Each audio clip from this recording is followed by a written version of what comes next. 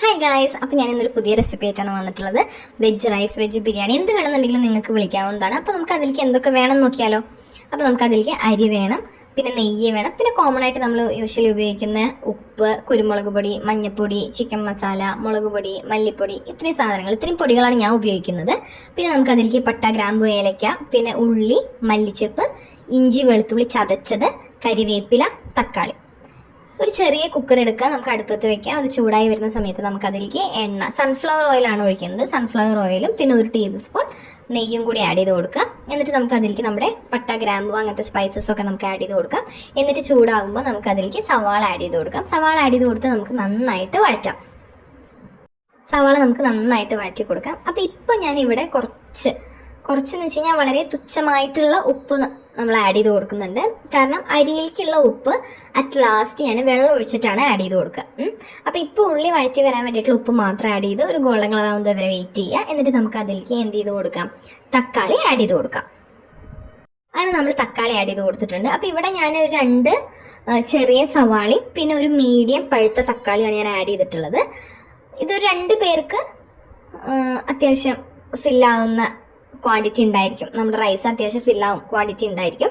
അപ്പോൾ നമുക്ക് അതിലേക്ക് ഇനി ജിഞ്ചർ ഗാർലിക്, നമ്മൾ ഇഞ്ചി വെളുത്തുള്ളി ചതച്ചത്. പൊതുവേ ഞാൻ കടയിൽ നിന്ന് മേടിക്കുന്ന പേസ്റ്റ് ഉപയോഗിക്കാറില്ല.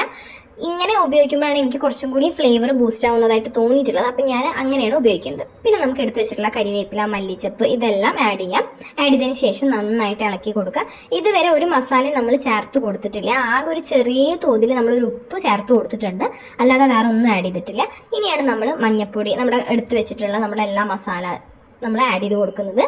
മഞ്ഞൾപ്പൊടി, കുരുമുളക് പൊടി, ചിക്കൻ മസാല, മുളക് പൊടി ഇതെല്ലാം നമ്മൾ ആഡ് ചെയ്ത് കൊടുക്കുന്നുണ്ട്.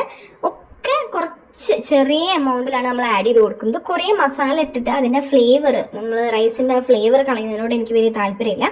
അപ്പോൾ നമ്മൾ മസാലാസൊക്കെ ആഡ് ചെയ്ത് കൊടുത്തിട്ട് നന്നായിട്ട് ഇളക്കുക. നമ്മൾ അതിൻ്റെ പച്ചമണം പോകുന്നത് വരെ, നമ്മൾ ആഡ് ചെയ്ത മസാലസിൻ്റെ ഒക്കെ ഒരു പച്ചമണം പോകുന്നത് വരെ വെയിറ്റ് ചെയ്യുക. എന്നിട്ട് നമുക്ക് അതിലേക്ക് കുറച്ചൊരു 1/4 ഗ്ലാസ് വെള്ളം നമ്മൾ ആഡ് ചെയ്ത് കൊടുക്കുന്നുണ്ട്. കുറേ വെള്ളമൊന്നും എടുത്ത് ഒഴിക്കരുത്.